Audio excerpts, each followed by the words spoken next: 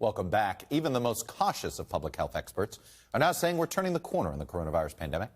There were days last week when Los Angeles, once overwhelmed with cases, reported no new deaths. New York and Chicago are planning to fully reopen in the coming weeks. The 7-day average of new cases is at 43,000. That's down from 260,000 plus in January. And so many Americans have now been vaccinated that there's confidence any new spikes can be contained.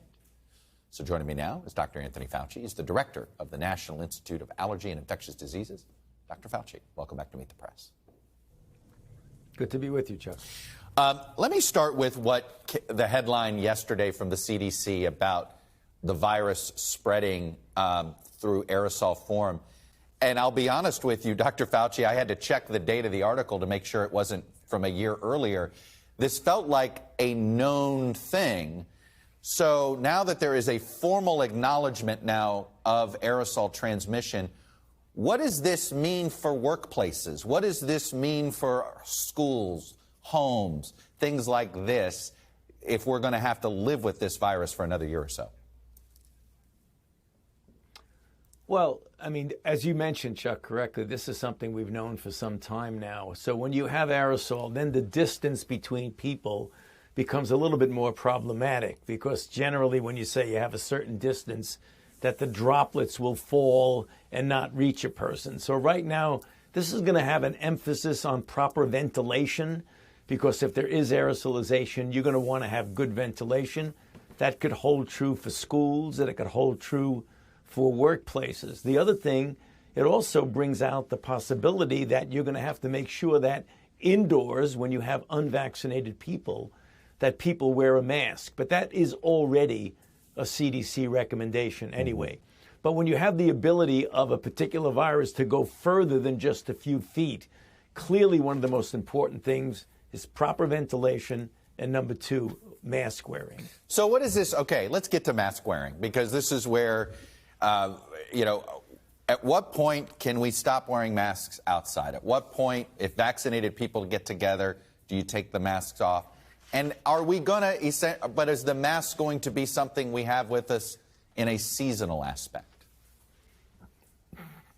You know, that's quite possible. I think people have gotten used to the fact that wearing masks, clearly, if you look at the data, diminishes respiratory diseases. We've had practically a non-existent flu season this year merely because people were doing the kinds of public health things that were directed predominantly against COVID-19. The Australians during their winter, same thing. They had almost no flu, largely due to the kinds of things, including mask wearing. So it is conceivable that as we go on a year or two or more from now, that during certain seasonal periods, when you have respiratory-borne viruses like the flu, people might actually elect to wear masks to diminish the likelihood that you'll spread these respiratory-borne diseases.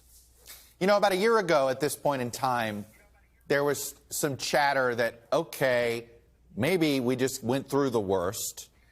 Summer was coming, and you'd have some people warn, look, even if things are die down now, we're going to have a rough fall and winter, which of course is what we had. Now here we are a year later. What is the likelihood we could have a rough fall, or are we looking at molehills no matter how bad things get? Well, the fact that we have vaccines right now, Chuck, is really a game changer.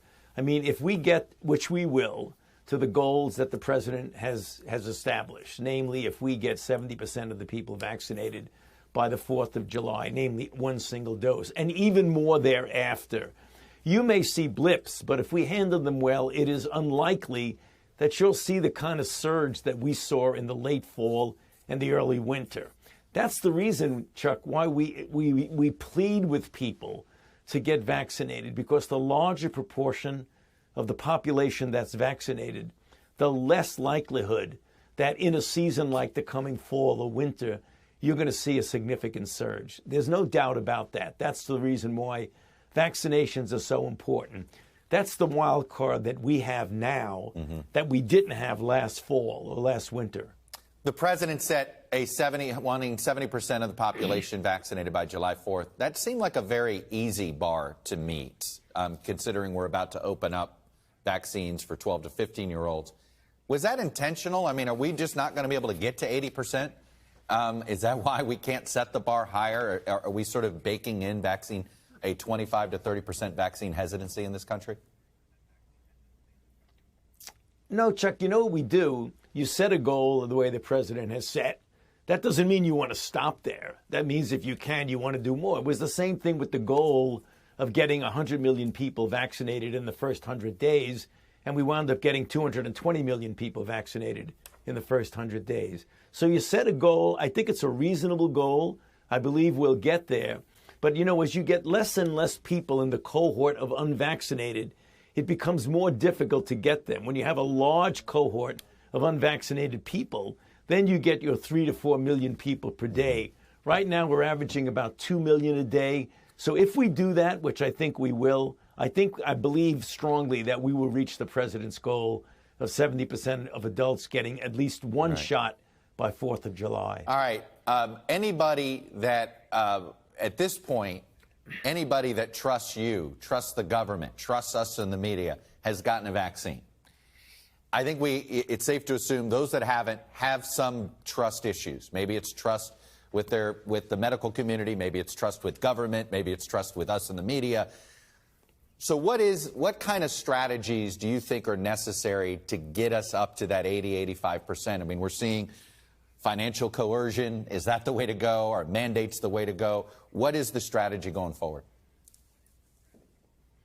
I think it's twofold, Chuck. One, you've got to get trusted messengers out there getting people to understand why it's important to get vaccinated for themselves, their family, and the community.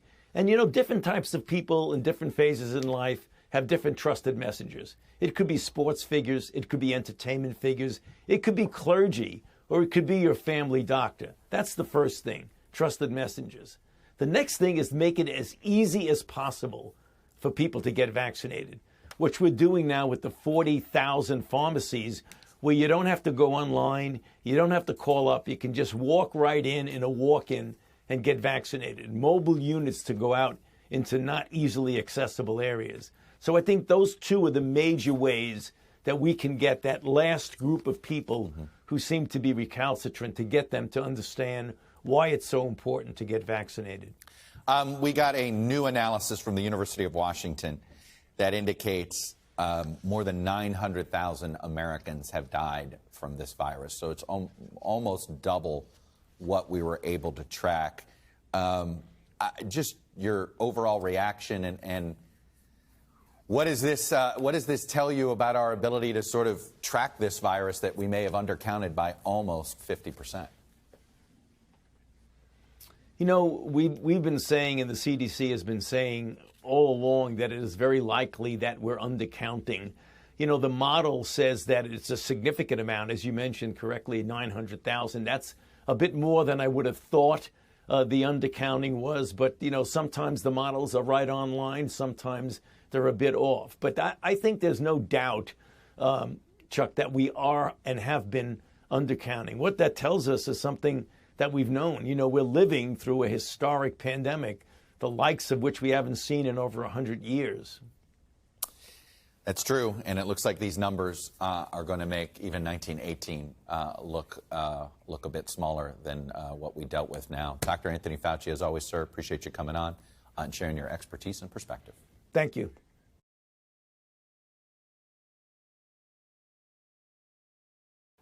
Hey, thanks for watching our YouTube channel. Follow today's top stories and breaking news by downloading the NBC News app.